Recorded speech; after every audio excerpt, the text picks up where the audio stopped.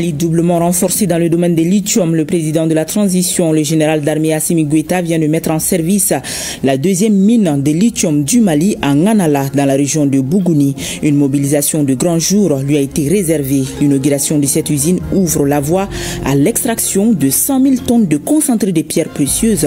La part du Mali est chiffrée à 250 milliards de francs CFA.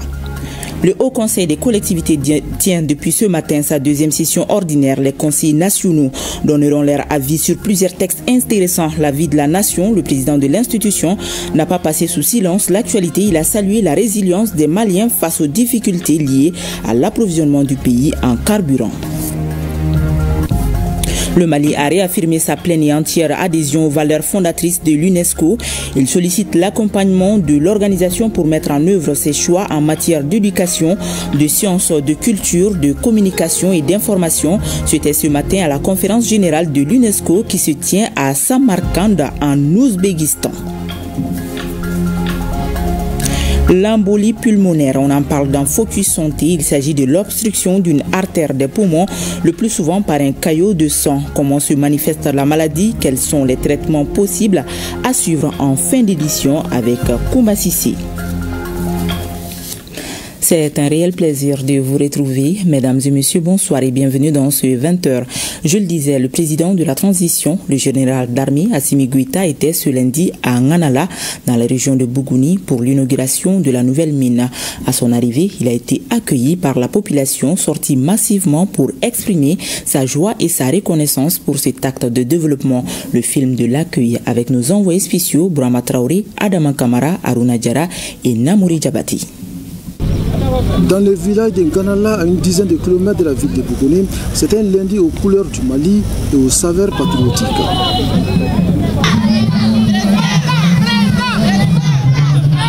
Tous les chemins mènent ce jour à la nouvelle mine de lithium qui doit être inaugurée. Un événement grandeur nature, une mobilisation à la hauteur des attentes.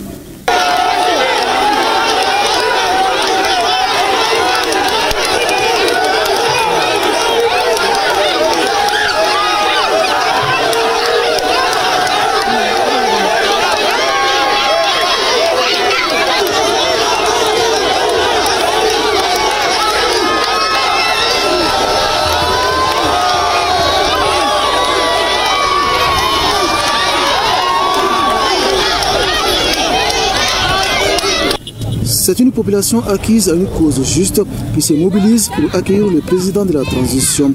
Ils sont venus des 13 communes de la région de Bougouni pour saluer ce nouvel acte de développement et son auteur.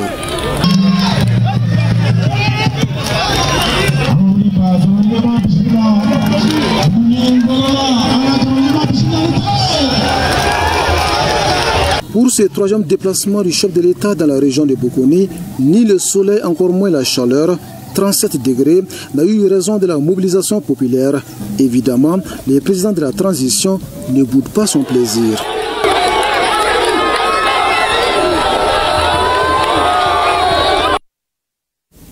La deuxième mine de lithium du Mali a été officiellement mise en service ce lundi 3 novembre 2025.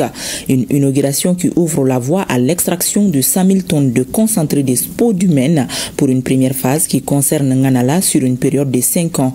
La part du Mali est chiffrée à 250 milliards de francs CFA. Pour le président de la transition, cette mine traduit la volonté du Mali d'être leader en production de lithium en Afrique. Les détails avec nos envoyés spéciaux à Bougouni, Sira Batili, Adama Kamara, Aruna Diara et Namouri Djabati. L'activation de la production de lithium au Mali. Nganala s'est installé. Une deuxième pour la région de Bougouni. Le président de la transition, le général d'armée Assimi Goïta, vient soulever une autre aile économique du Mali en autorisant l'exploitation de la richesse du sous-sol malien. La réforme du secteur minier se concrétise avec la diversification des ressources minérales avec le lithium comme ajout sur la liste actualisée des ressources. Ce métal précieux indispensable pour la confection de batteries et les appareils électroniques. Ces coups de ciseaux du président Goïta ouvrent les portes de 500 emplois directs avec une production estimée à 100 000 tonnes de concentré de spodumène. Le chef de l'État dévoile par la suite la stèle, confirmant la mise en service de la deuxième mine de lithium du Mali. Il y a moins d'un an, notre pays a inauguré officiellement la première ligne de lithium de Goulamina. Aujourd'hui, nous procédons à l'inauguration officielle de la deuxième mine de lithium dans la même région, marquant ainsi la volonté affichée de notre pays d'occuper sa place de leader parmi les pays producteurs de cette substance stratégique. Comme vous le savez, ceux qui suivent l'actualité, le lithium n'est pas seulement une ressource, c'est un vecteur de développement industriel et d'innovation technologique qu'il faudra transformer en un vecteur de rayonnement géoéconomique pour notre pays. Et ce projet phare gigantesque sera exécuté en deux phases. La première phase aura un chiffre d'affaires de 46 milliards avec 500 emplois directs. Donc la deuxième phase aura une augmentation de chiffre d'affaires environ 111 milliards avec 800 emplois directs. C'est donc la marche d'un Mali qui se veut souverain sur une économie bien solide. L'État du Mali, avec son nouveau code minier à 35% compare. La deuxième mine de lithium participera au capital avec d'importantes recettes fiscales, impôts, redevances et dividendes pour les caisses du Mali. Sur une exploitation d'une dizaine d'années, Bougouni 2 promet des retombées de plus de 1000 milliards de francs CFA. L'accent est mis sur le développement communautaire. Comme participation du Mali, environ 35%, donc 5% pour le secteur privé, le Mali aura un bénéfice de 250 milliards d'environ. Ce projet qui vient de commencer a déjà produit ses premiers effets, notamment dans le cadre du développement communautaire. Environ 317 millions ont été investis pour le développement communautaire. 24 milliards aussi a été investi auprès des partenaires nationaux dans le cadre du contenu local, à savoir l'achat des biens et services. Et nous voudrons effectivement profiter de cette occasion, non seulement saluer la population de Bougouni qui est massivement sortie, aussi saluer la décision forte du gouvernement pour l'annulation de 121 titres miniers dont 100 permis de recherche. Et cela s'inscrit dans le cadre de la volonté du peuple malien d'assainir le secteur minier qui a été longtemps soumis à une exploitation illégale et frauduleuse de certaines personnes. Je voudrais aussi profiter de saluer la résilience du peuple malien face à cette crise, aussi lui retirer notre volonté de faire du secteur minier un moteur de développement économique et harmonieux de notre pays.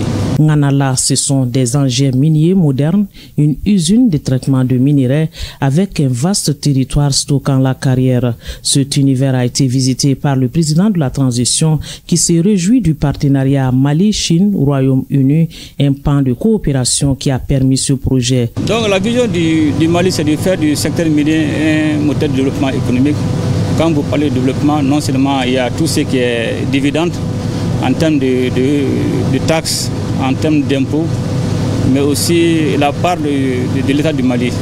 Mais cela aussi, c'est de veiller à ce que le peuple malien puisse profiter de ces différents projets, notamment l'emploi des jeunes.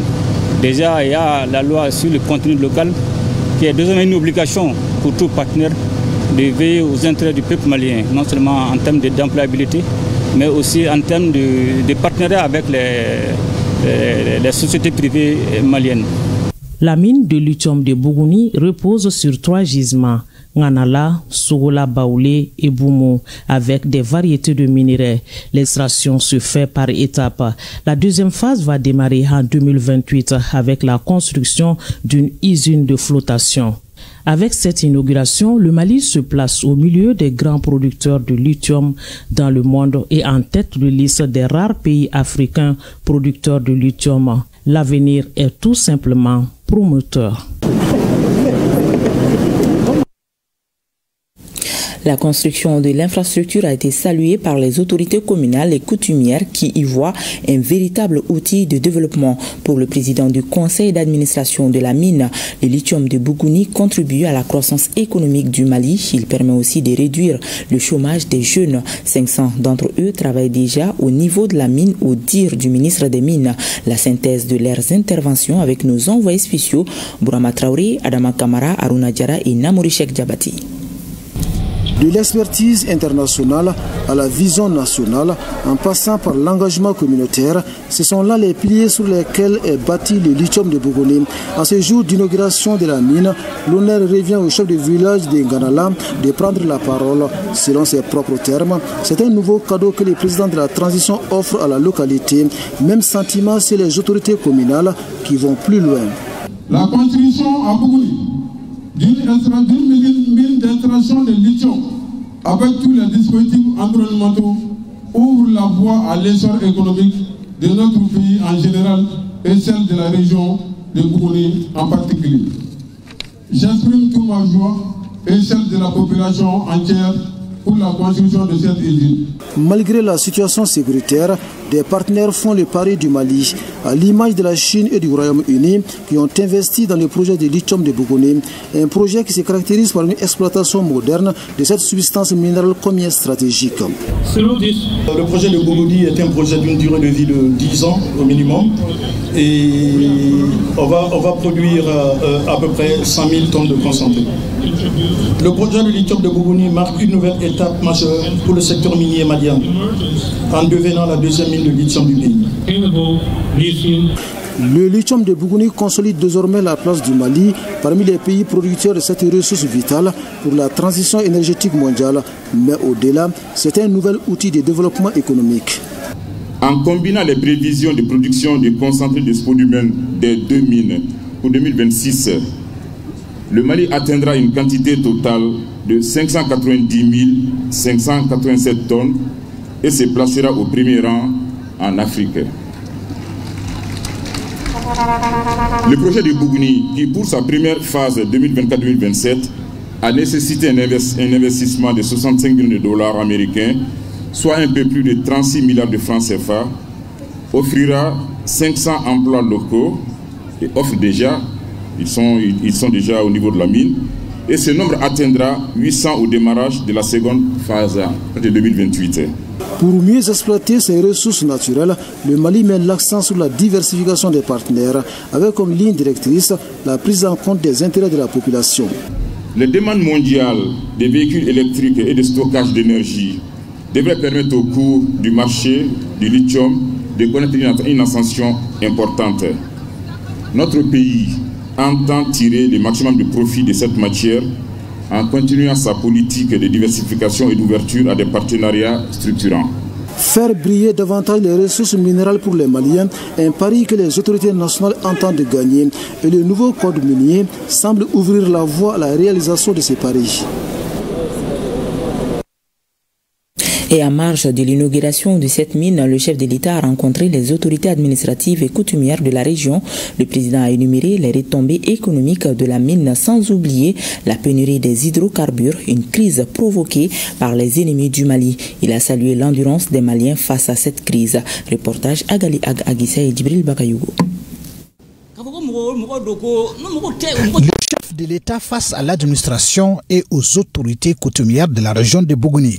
Une tradition mise à profit par le général de brigade Ousmane Wele, gouverneur de la région, pour exprimer la gratitude des populations pour les nombreuses réalisations en cours dans la région. Le général Wele a mentionné dans son discours certaines préoccupations du moment. L'achèvement des travaux du gouvernement de la région de Bougouni. Le projet de réalisation de l'autoroute 2 voies de la route nationale numéro 7, Bamako-Bougouni-Sikasso. La réalisation d'un pied-à-terre avec une grande salle polyvalente de conférence. La construction d'une cité administrative au profit de la région. La construction d'une école supérieure d'ingénieurs des mines et de ponts associés à Bougouni. La mine de lithium de Bougouni est une nouvelle opportunité économique pour satisfaire ses besoins, comme en témoignent les résultats engagés par la première mine de lithium, celle de Galamina. Des retombées largement égrenées par le président de la transition, le général d'armée Assimi Goïta, dans son intervention. Et la mine de lithium de Bougouni, qui augure de bons auspices, contribuera à la création de plusieurs emplois et favorisera le développement national et local.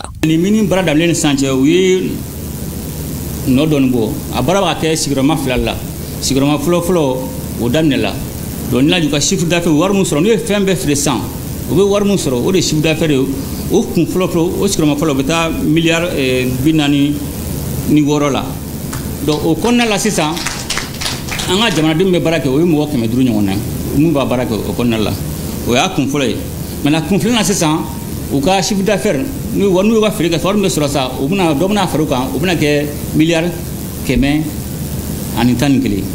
ani an ka jamanadenw bɛ baara kɛ olu bɛna se mɔgɔ 800 ɲɔgɔn na donc okumu filanan ye sisan mini dalelen sisan a dalila bi de mais depuis a ye baara daminɛ a ye nafa sɔrɔ dɔ diya an ka dugu kɔnɔ Buguni lamini na n'a jateminɛ mun ye ka an ka commune mɔgɔw dɛmɛ Buguni lamini an bɛ dugu minnu na ka ekɔliso ko ani foraji ani sira u ye $317 de don la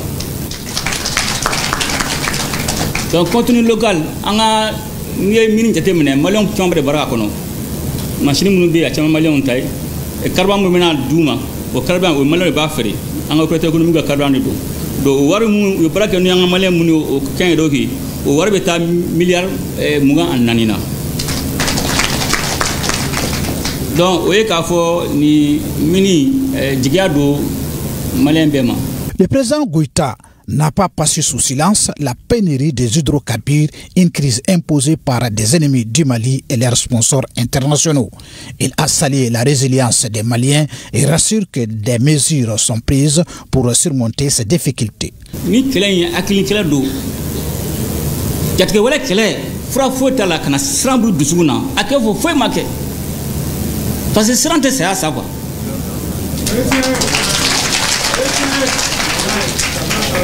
Donc nin fɛn min ye k'a daminɛ bi la a ye siran bɔ dusukun ni jatigɛ wale ko la parce que o de la ɲini a ye siran aw bɛna ye a bɛ kɛ cogo min na sisan jatigɛ wale ni siran ni mɔgɔ mɔgɔ tɛ sa tɛ so la mais kɛlɛ in fanba ye jamanadenw ni mais a de y'a ye u kɛlen ka se ninnu jeni kɛlɛ min don n y'a fɔ n k'a miirila k'a labɛn ka tila ka bila k'a waleya a ye u selen fɔlɔ min jeni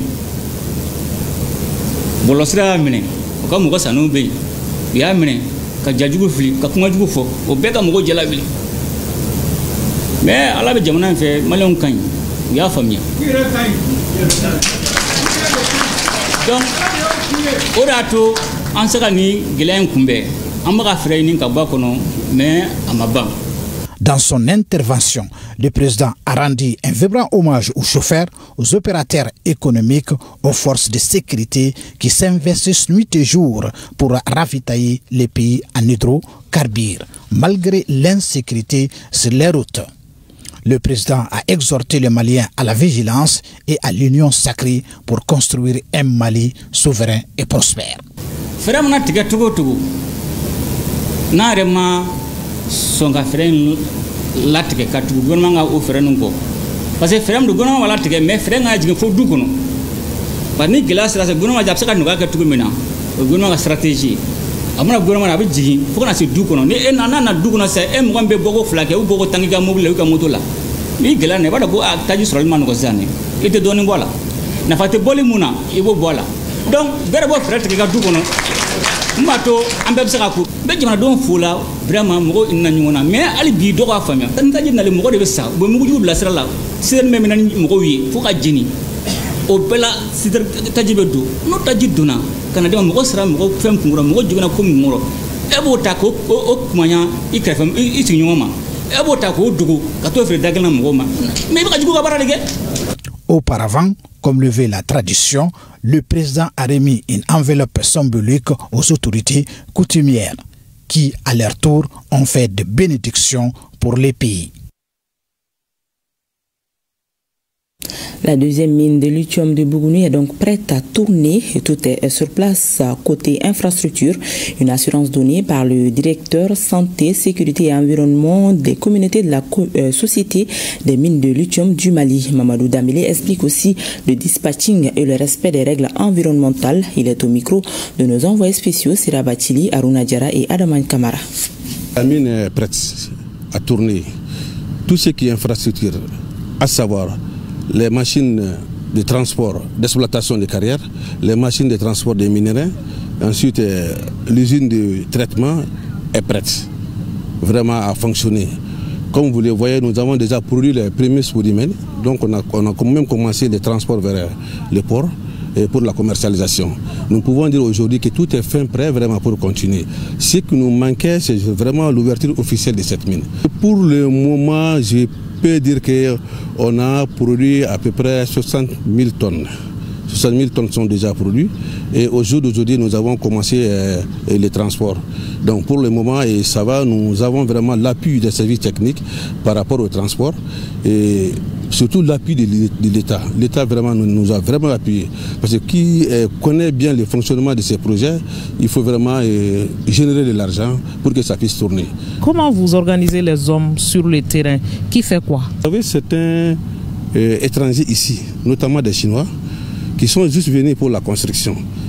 Et le code est très clair là-dessus. Après une période de formation, il doit partir. On peut dire que cela a même commencé. Ceux qui étaient là pour la construction, on peut dire que 80% sont déjà rentrés. Aujourd'hui, la mine est vraiment tourne avec l'expérience des Maliens, à peu près à 90%. D'accord. Vous avez parlé du côté santé et environnement. Ça voudrait dire que vous veillez à ce que l'environnement ne soit pas dégradé? Ça, c'est vraiment la priorité de nos priorités. Vous voyez la position de notre mine, on est très proche du fleuve Baoulé. Donc ça, c'est très très important. La protection de l'environnement fait partie vraiment de nos exigences.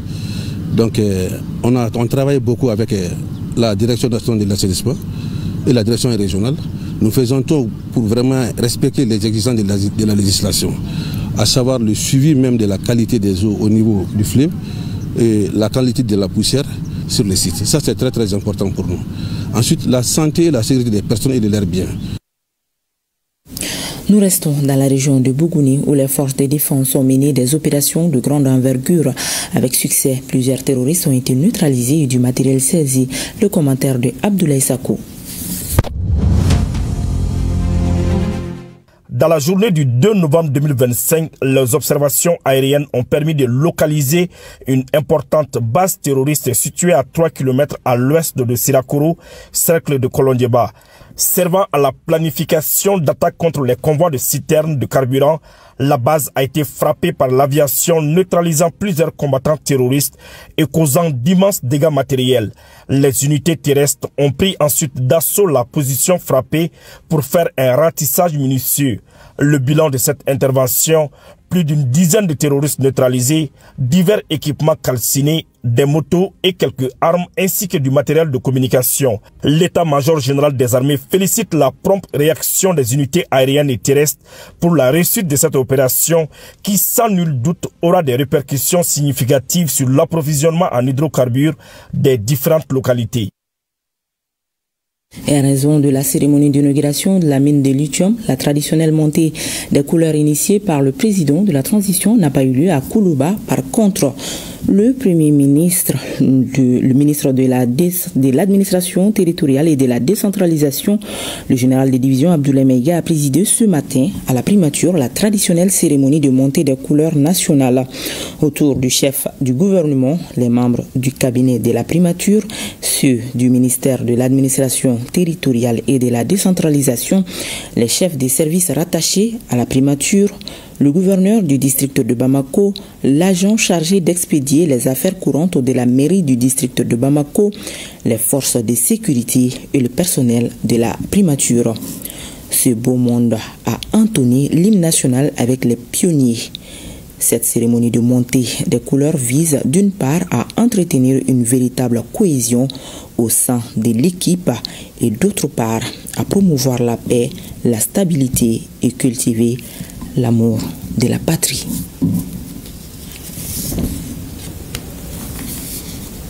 Là, c'était ce matin à la primature.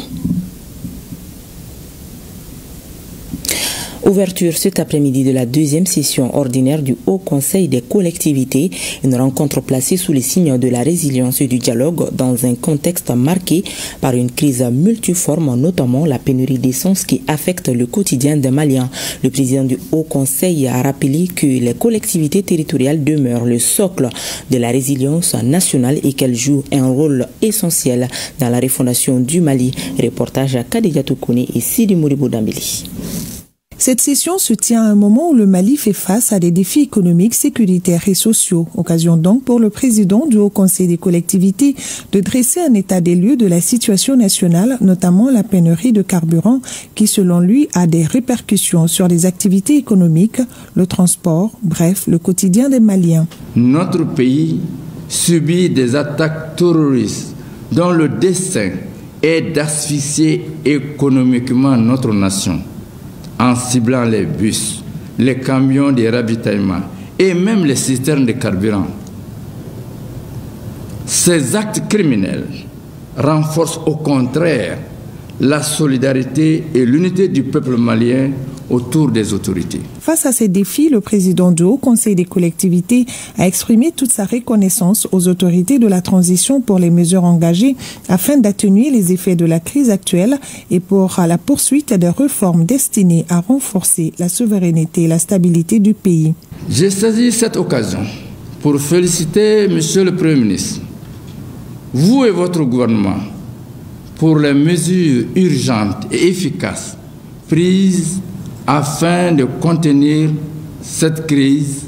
Ces mesures courageuses traduisent votre engagement pour le bien-être des populations. Il en est de même de la détermination et du courage de nos opérateurs économiques et leurs chauffeurs qui sont victimes de ces barbaries d'un autre âge. Le Haut Conseil des collectivités réaffirme son soutien indéfectible aux forces de défense et de sécurité.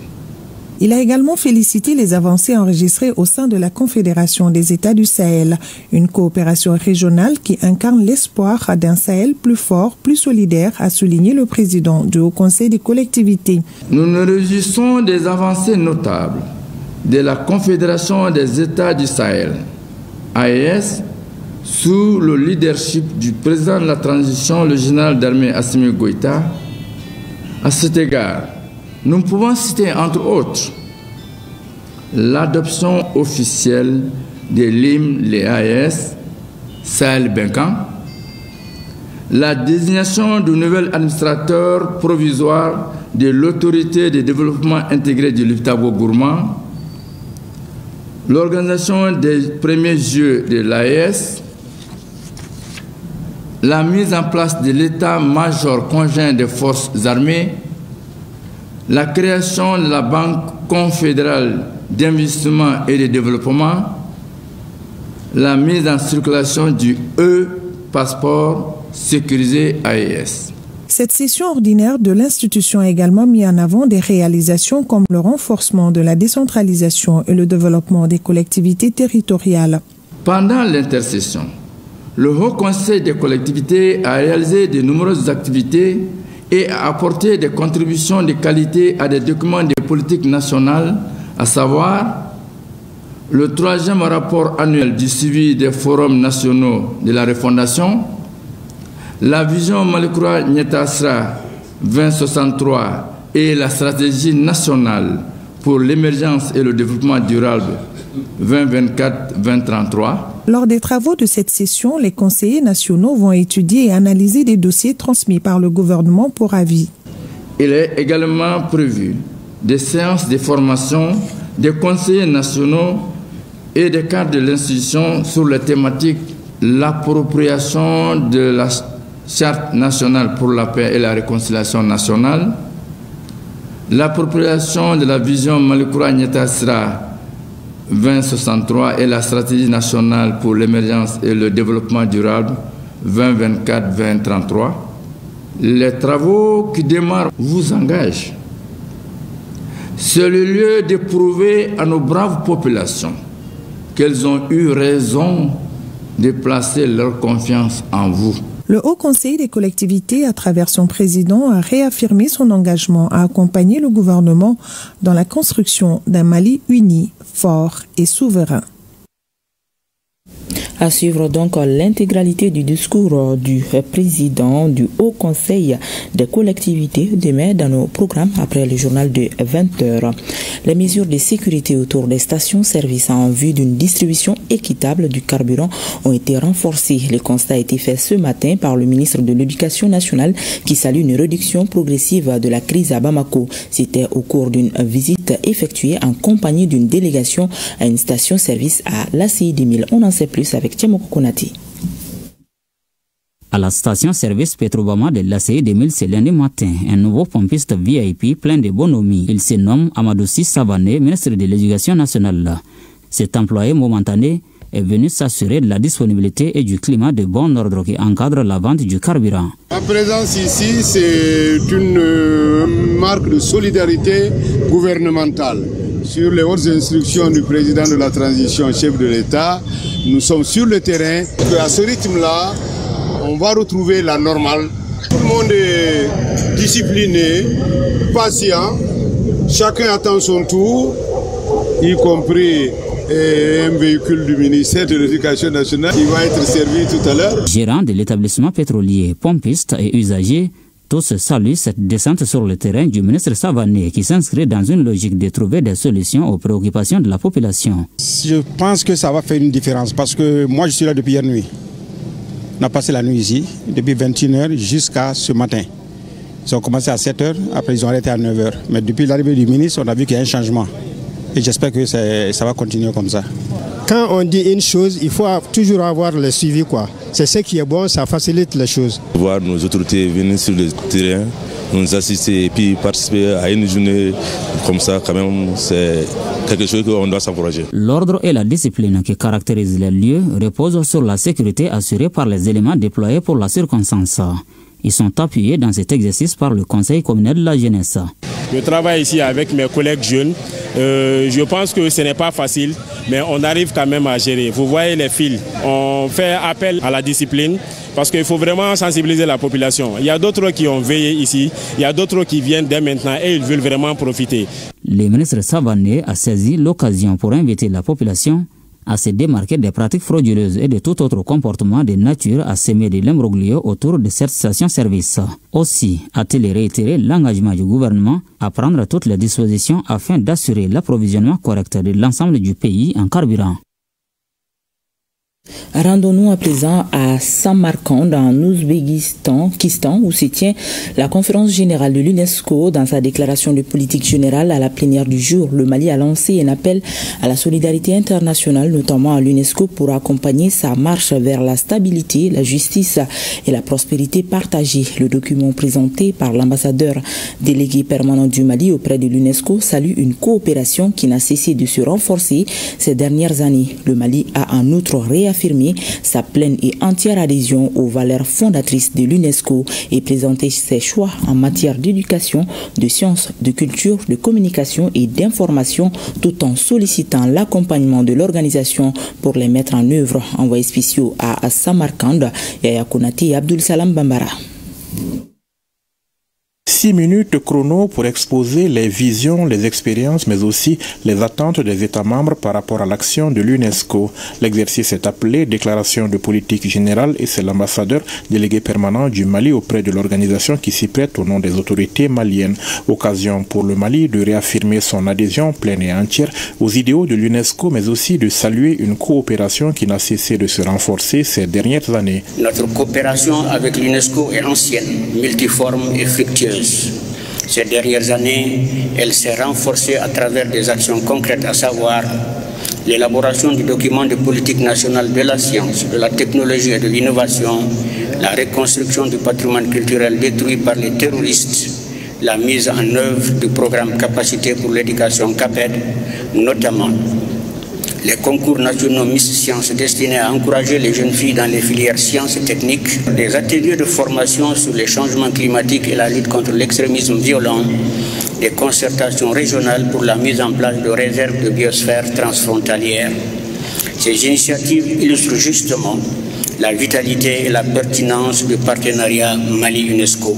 Restauration de la paix et de la sécurité, construction ou reconstruction d'infrastructures socio-éducatives, promotion d'un développement durable et inclusif, trois axes essentiels sur lesquels se fonde le processus de refondation au cœur de la transition au Mali. Un processus qui se conduit dans un esprit de dialogue national avec deux dynamiques majeures que sont la création de l'Alliance des États du Sahel et la proclamation de 2025 comme année de la culture au Mali. Ce faisant, notre pays, dans sa déclaration de politique générale, accorde une attention particulière à l'éducation, à la question des langues nationales, à la promotion des sciences exactes et naturelles, des sciences sociales et humaines, à la culture, mais aussi à la communication et à l'information. La DPG décline les choix du Mali en la matière et sollicite l'accompagnement de l'UNESCO. Le Mali vit une transition historique, animée par la ferme volonté de restaurer sa souveraineté, de renforcer la justice et de promouvoir un développement humain durable. Il lance un appel à la solidarité internationale, notamment à l'UNESCO, pour accompagner cette marche vers sa stabilité, la justice et la prospérité partagée. Au nom de son Excellence le général d'armée Assimi Goïta, président de la transition, chef de l'État du Mali, je réaffirme la détermination du Mali à œuvrer inlassablement pour le triomphe des idéaux de l'UNESCO, la paix pour l'éducation, la science et la culture. Tout en saluant les autorités du pays hôte et les organisateurs de la conférence, le Mali n'a pas manqué de souligner l'importance de ce rendez-vous biennal, un moment privilégié de concertation, de réflexion et de définition des grandes orientations dans le domaine de l'éducation, des sciences, de la culture, de la communication et de l'information au niveau mondial.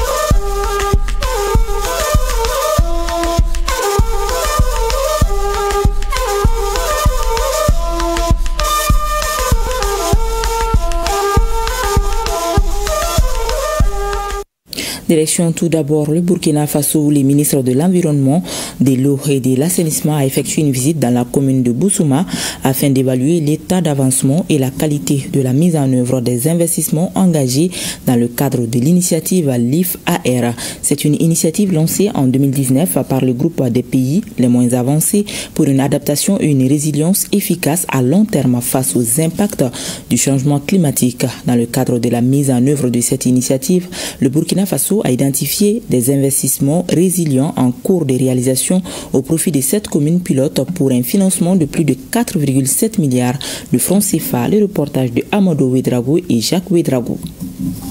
Le ministre de l'Environnement, de l'eau et de l'assainissement, accompagné d'une forte délégation, constate les réalisations en cours de l'initiative LIFE-AR dans le village de Lougouma. Un forage déjà réalisé et fonctionnel au profit des habitants de ce village pour qui l'accès à l'eau était quasiment impossible. Après cette première étape, la délégation ministérielle s'est rendue dans le village de Galvaré pour la même cause.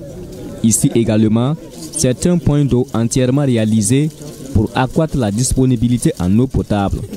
Et la particularité de cette initiative est que c'est une planification participative et qui est appropriée par les communautés elles-mêmes. Donc avec la délégation spéciale, c'est eux qui définissent les investissements, les priorités et l'initiative accompagne avec les investissements. Avec ce forage, on aura facilement de l'eau à boire et aussi pour s'occuper de nos bétails. Avant cette réalisation, c'était réellement un calvaire, surtout pour nous les femmes. Tout en invitant les bénéficiaires à une utilisation rationnelle de ces forages, le premier responsable du département en charge de l'environnement se réjouit déjà des réalisations en cours dans les 2 villages de la commune de Bousouma. Cette visite terrain est également une occasion pour le ministre de prendre les préoccupations des populations pour qu'à la fin du projet, tous les investissements puissent être conformes aux attentes des populations. Donc c'est un sentiment de satisfaction pour voir que ça a bien débuté et on va recadrer pour qu'à terme, dans cette zone-là, la question de la résilience climatique avec des investissements qui y sont adossés soit une réalité. Autre volet de l'initiative LIFE-AR, c'est le renforcement des capacités des femmes sur la transformation des produits forestiers non liés afin de booster leur résilience. Et pour accompagner l'autre moitié du ciel dans ce domaine, Roger Barrault a procédé au terme de sa visite à la remise de matériel aux femmes transformatrices des produits forestiers non liés de la commune de Boussouma. Au Niger, les forces armées ont mené plusieurs opérations de grande envergure. Suivons le résumé de ces opérations avec Jocelyne Amoussou. Sur le théâtre ouest, dans le cadre de l'opération Al-Mohou, le mardi 28 octobre 2025, lors d'une mission de reconnaissance offensive dans le secteur de Chimbar-Kawan, les éléments d'intervention ont neutralisé 3 terroristes revêtus de tenues militaires. L'exploitation du terrain a permis la saisie d'un porte-chargeur contenant 4 chargeurs garnis de type AK-47. La veille, le lundi 27 octobre 2025, le poste militaire avancé de reconnaissance d'Inates a conduit une opération de recherche dans le secteur de Kalachi. Cette action a permis la neutralisation de 2 terroristes et la récupération d'un poste radio portatif servant aux communications ennemies. Le même jour, en soirée, à la suite d'une alerte d'incursion terroriste signalée dans les abords de Sakwara, une section d'intervention rapide a été immédiatement déployée. Après un accrochage bref mais intense, l'ennemi fortement éprouvé a été contraint au repli. Les terroristes en fuite ont abandonné une motocyclette, une arme collective de type PKM, 2 caisses de munitions de calibre 12,7 par 54 mm, une radio Motorola, un fusil de chasse. Sur la rive droite du fleuve Niger, au sein de l'opération NIA, le mardi 28 octobre 2025, lors d'une patrouille de routine menée à environ 2 km au sud-ouest de la Sirba, un guetteur terroriste a été neutralisé par un tir de précision effectué depuis une position dominante. Par ailleurs, la vigilance des unités déployées a permis la détection et la neutralisation en toute sécurité de 5 engins explosifs improvisés sans perte ni incident. Dans la soirée du 30 octobre 2025, une manœuvre offensive appuyée par des vecteurs aériens a été conduite dans la zone de Kosa-Tondobon, aboutissant à un accrochage avec un groupe terroriste retranché dans les environs du village de Ndjele. Grâce à la discipline de feu et à la supériorité tactique de nos éléments, au moins 9 terroristes ont été neutralisés et du matériel saisi comprenant 2 armes, 4 motocyclettes, divers équipements et produits pharmaceutiques destinés à la logistique ennemie. Aucune perte n'a été enregistrée du côté des FDS. 5 ex-combattants de Boko Haram se sont présentés cette semaine aux autorités militaires de Bosso pour faire acte de repentance. Lors de leur édition, ils ont remis le matériel suivant: 2 fusils d'assaut de type AK-47, 11 chargeurs, 118 cartouches de calibre 9 par 39 mm, 2 porte-chargeurs, 6 téléphones portables, 4 montres ainsi que divers accessoires. Ce acte de reddition volontaire a été salué par les plus hautes autorités du pays.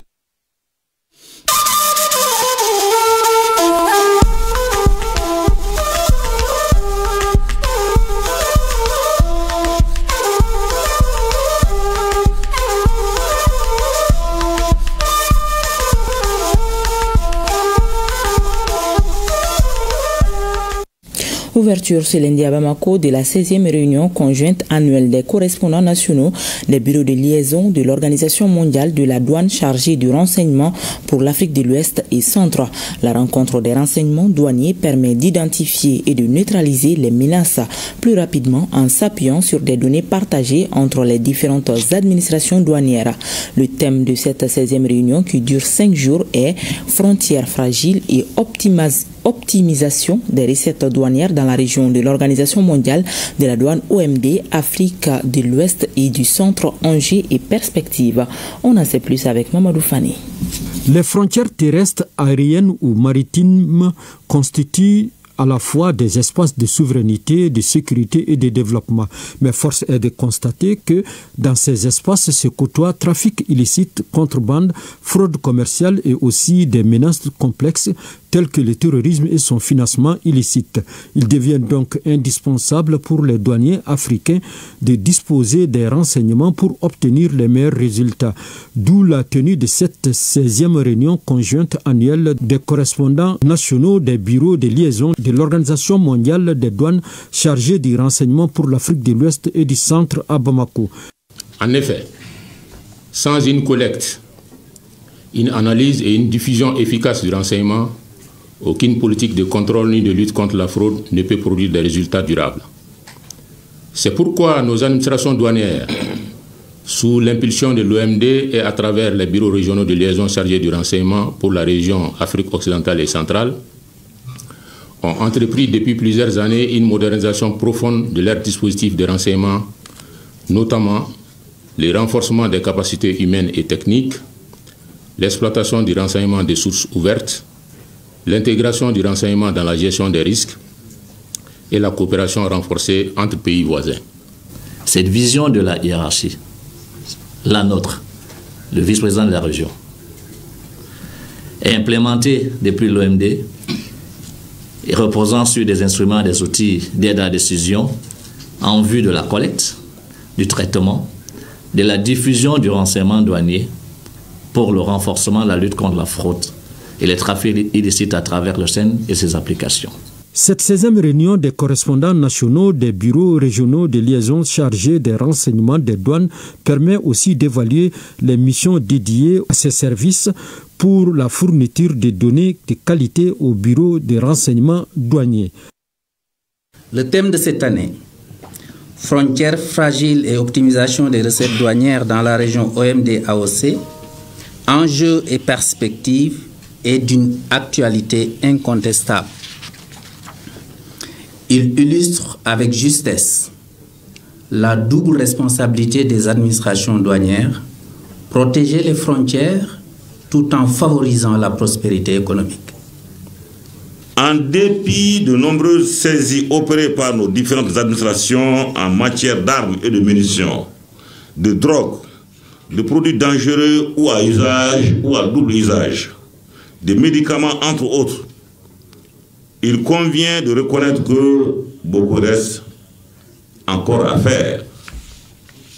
Dès lors, nous attendons des correspondants nationaux, des échanges fructueux, une bonne évaluation des enjeux et des problématiques, desquels sortiront, j'en suis sûr, des recommandations pertinentes pour la redynamisation des bureaux régionaux de liaison de l'Organisation mondiale des douanes pour l'Afrique occidentale et centrale. Au terme de ces travaux, les participants sortiront avec des recommandations pertinentes pour les services de renseignement des douanes dans un contexte difficile pour la réalisation des recettes douanières à la hauteur des attentes des États membres. Les travaux des journées économiques du Burkina Faso au Mali ont pris fin ce matin ici à Bamako au CICB. Les participants ont surtout formulé des recommandations en rapport avec l'harmonisation des initiatives économiques de la Confédération des États du Sahel. La clôture des travaux était présidée par le représentant du ministre des Affaires étrangères, de la coopération régionale et des Burkinabés de l'extérieur, Youssouf Tiakité et Julie Traoré. Dans la dynamique de la matérialisation du développement endogène voulu par les 3 États de la Confédération des États du Sahel que les organisateurs de la 2e édition des Journées économiques du Burkina Faso proposent cette thématique à discussion, la promotion des secteurs porteurs de l'économie des pays membres de la Confédération AIS, enjeux, défis et perspectives. En acceptant de présider la 2e édition des GEB, Son Excellence, Monsieur le ministre des Affaires étrangères, de la coopération régionale et des Burkinabés de l'extérieur, traduit ainsi à sa foi à cette initiative qui se veut non seulement un cadre d'échange entre les acteurs du monde économique, mais aussi un modeste outil pour la promotion de l'intégration économique entre les pays de la Confédération des États du Sahel. Cette rencontre est une belle occasion pour nous, les acteurs de l'économie, de nous retrouver, de pouvoir travailler ensemble, de renforcer ce que nous faisons déjà au quotidien dans un cadre plus structuré, avec l'ambition de favoriser ses co-investissements, ses co-réalisations des projets et la capacité à drainer de la croissance dans notre espace économique. Les gouvernements respectifs de la Confédération des États du Sahel ont salué et soutenu l'initiative des journées économiques de Burkina Faso qui, disent-ils, est un cadre fédérateur qui répond aux aspirations des autorités de la Confédération AES en termes de développement endogène. Le combat pour l'indépendance totale a commencé. Et ce combat passe nécessairement par les armes, mais aussi par nos valeurs, nos comportements, le redressement de notre économie. Fin de citation.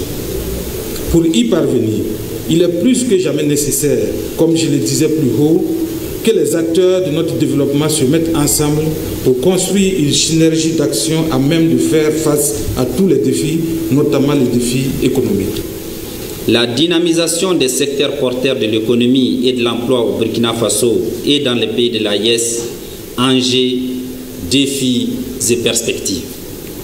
Distingués invités, mesdames et messieurs, nul n'est besoin d'insister sur la pertinence de ces thèmes dès lors que nos plus hautes autorités ont conscience que la dynamisation des secteurs porteurs de l'économie est un processus de stimulation de la croissance et du développement des secteurs d'activité promoteurs.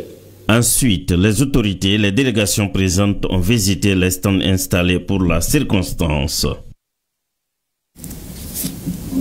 La Fondation Friedrich Naumann pour la liberté a célébré le 15e anniversaire de sa présence au Mali. La cérémonie a réuni de nombreuses personnalités, parmi lesquelles l'ambassadrice d'Allemagne au Mali, la directrice de la Fondation, le président du Haut Conseil des collectivités ainsi que la ministre en charge de l'emploi et de la formation professionnelle. Et c'est notre reporter Aliou Abdoulaye Touré qui a suivi la cérémonie de ce 15e anniversaire. La Fondation Friedrich Naumann, c'est 15 ans de présence au Mali. La Fondation Naumann, c'est aussi 15 ans d'engagement pour la promotion de la liberté. La directrice de la Fondation est largement revenue sur les acquis engagés au cours de 15 années. Depuis donc 2010, à travers plusieurs centaines de programmes de formation, de dialogue politique, d'appui à la société civile, à la jeunesse, aux médias, aux entrepreneurs, aux femmes, la Fondation Friedrich Naumann a contribué au renforcement de la culture démocratique et de la gouvernance participative au Mali. Nous avons aussi pu envoyer plus de 100 boursiers en Allemagne. Le président du Haut Conseil des collectivités a pour sa part salué la collaboration fructueuse entre la Fondation et les collectivités territoriales, soulignant le rôle essentiel qu'elle joue dans le renforcement de la démocratie locale et la formation des élus. 15 années de coopération, de dialogue, de renforcement des capacités et de promotion des valeurs démocratiques. 15 années durant lesquelles la Fondation n'a cessé d'œuvrer aux côtés des institutions maliennes, des collectivités territoriales, de la société civile et des jeunes pour bâtir un avenir plus libre, plus juste et plus responsable. Vous avez la chance d'avoir ces fondations politiques, comme vous avez su bien dire, qui travaillent pour leur pays, en ayant une vision claire. Mais ce qui n'est pas négociable en Allemagne, c'est l'intégrité de leur pays. C'est la liberté de leur peuple. C'est le bien-être de leur population. Et je pense que c'est à cela que contribue votre fondation. J'en suis témoin, je ne fais pas de loge gratuit. Ce que vous faites nous intéresse et peut nous aider à améliorer ou à renforcer ce que nous avons. La projection d'un film documentaire sur les réalisations de la Fondation Friedrich Naumann a sanctionné la cérémonie. Direction la Venise malienne. Dans le cadre de la mise en œuvre de la composante 3 du projet PAFEM, l'ONG CIOD Canada a organisé une cérémonie de labellisation des communautés favorables aux pratiques familiales essentielles. Cérémonie au cours de laquelle l'ONG a présenté les activités réalisées. Reportage Boubacar Sankaré et Suleiman Tepsougué. 11 mois après le lancement de ces activités, le projet PAFEM promotionne l'accès au financement de l'entrepreneuriat et de l'emploi au Mali. À travers sa composante 3, dresse son bilan dans les régions de Banyangara, Mopti et Douanza. C'est là à travers une cérémonie de labellisation des communautés favorables aux pratiques familiales essentielles. Plus de 4000 spots et émissions radiophoniques ont été produits et diffusés en langue locale dans ces régions. Les sensibilisations des mamans Yélin ont touché dans la région de Banyagara 14 114 personnes, Douanza 1150 personnes, Mopti 24 724 personnes après plus de 430 visites à domicile et focus group. Ces résultats sont obtenus grâce à la formation et l'engagement des jeunes en photo et vidéo, les caravanes communautaires de sensibilisation et la production d'une série d'émissions publiques en partenariat avec l'ORTM et les radios de proximité sur les pratiques familiales essentielles. La durabilité des acquis dépend désormais de l'engagement de tous et de chacun. Les PF doivent être intégrés dans les plans et budgets de développement communal. Les responsables des collectivités territoriales des 9 communes d'intervention de la composante 3 du projet PAFEM des régions de Mopti, Banyangara et Douanza se sont engagés à promouvoir les pratiques familiales essentielles. Nous réaffirmons notre engagement, renforcer les mécanismes de communication pour les changements sociaux et de comportement, favoriser davantage le rôle des femmes, des jeunes, des leaders communautaires et religieux comme moteur du changement social. Ces élus ont ensuite reçu des attestations de reconnaissance et des plaques commémoratives. Rappelons que le projet PAFEM est un projet du gouvernement du Mali financé par la Banque mondiale et mis en œuvre dans sa composante 3 par l'UNICEF à travers SIOT Canada. Parlons santé à présent. À travers une anomalie, les sangs coagulés se logent dans l'une ou des artères du poumon, les bouches et provoquent une embolie pulmonaire.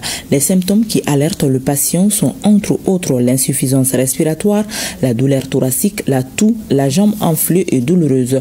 Le traitement de l'embolie pulmonaire varie de 3 à 6 mois et dans certains cas, le traitement est à vie.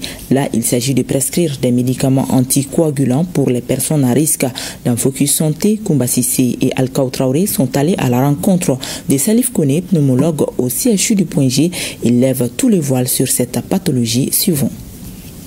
Le service pneumophysiologie allergologie du CHU du Point G est une unité spécialisée dans la prise en charge des maladies qui affectent les poumons. L'une de ces maladies s'appelle l'embolie pulmonaire. Sa fréquence augmente avec l'âge, mais en fonction des circonstances, elle peut toucher tous les âges. L'embolie pulmonaire est une urgence médicale. Il s'agit d'une maladie qui touche les artères pulmonaires. Cette maladie se caractérise par une obstruction totale ou partielle d'une ou des artères pulmonaires. L'embolie peut être à droite ou à gauche, ou encore elle peut être aussi bilatérale. Elle peut être proximale ou distale. L'embolie pulmonaire est toujours provoquée par une anomalie. Généralement, quand il y a un dommage au niveau des vaisseaux, il peut s'agir des vaisseaux des membres inférieurs ou des membres supérieurs, ce qui va favoriser la formation de ce qu'on appelle un thrombus. Donc ce thrombus, au cours des mouvements, peut se migrer pour venir oblitérer les artères au niveau de l'artère pulmonaire. Donc c'est ce qui explique. Donc maintenant, ce qui donne généralement l'embolie pulmonaire, c'est les maladies chroniques qui entraînent un alitement prolongé. Donc le sujet, il reste sédentaire pendant un long moment, ce qui va favoriser une hypercoagulabilité du sang et favoriser une embolie pulmonaire. Il y a aussi l'embolie qui survient chez des patients ayant une chirurgie récente. Ça peut être une césarienne, ça peut être une chirurgie abdominale, et ça peut être aussi une chirurgie des membres inférieurs au cours d'un accident chez quelqu'un qui fait une fracture. Donc ça, c'est des situations qui favorisent la formation du thrombus et ça donne l'embolie pulmonaire.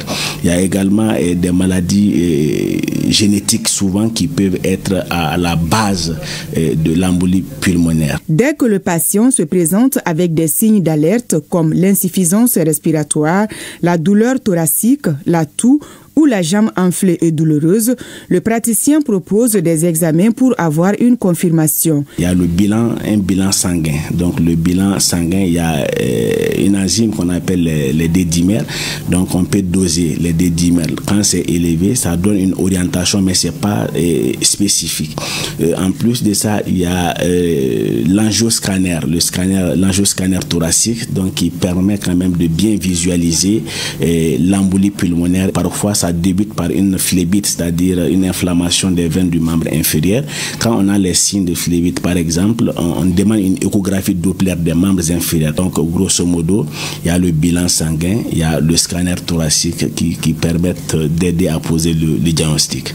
Sa prise en charge est une urgence médicale pour éviter des complications qui peuvent aboutir au décès du malade. Le traitement de l'embolie précisément repose sur des anticoagulants. Il y a des médicaments qui existent. Donc il y en a en injectable, il y en a en comprimé.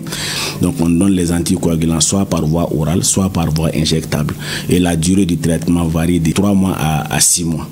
Donc dans certaines situations, on peut être amené dans les situations d'embolie récidivante de mettre la personne sous anticoagulant à vie. Si la prise en charge n'est pas adéquate, oui, il peut y avoir des complications parce qu'au fait, quand on dit embolie, il y a une obstruction. Donc la partie qui n'est pas irriguée par le sang, donc peut avoir des complications par la suite qui vont donner des détresses respiratoires sévères et à la suite, c'est la mort. Actuellement, cette expression embolie pulmonaire, ça fait trop peur. Ça fait trop peur parce que quand les gens entendent ça, mais ce que nous conseillons, donc dès que les gens sont malades, que ce soit l'embolie ou encore une autre pathologie, l'idéal c'est de voir les professionnels, les spécialistes en la matière, savoir de quoi il s'agit. Dans la majorité des cas, une prise en charge rapide évite les séquelles de l'embolie pulmonaire.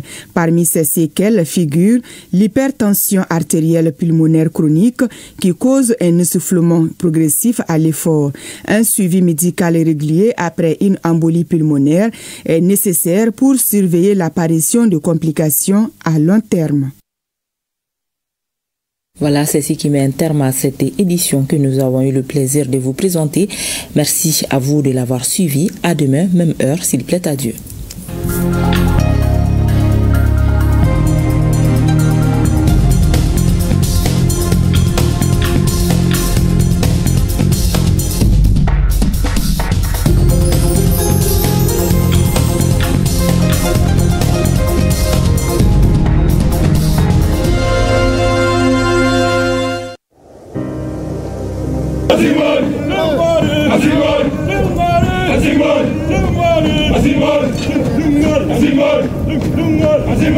Nous laissons derrière nous tout ce que nous avons de plus cher. Enfants, épouses, amis,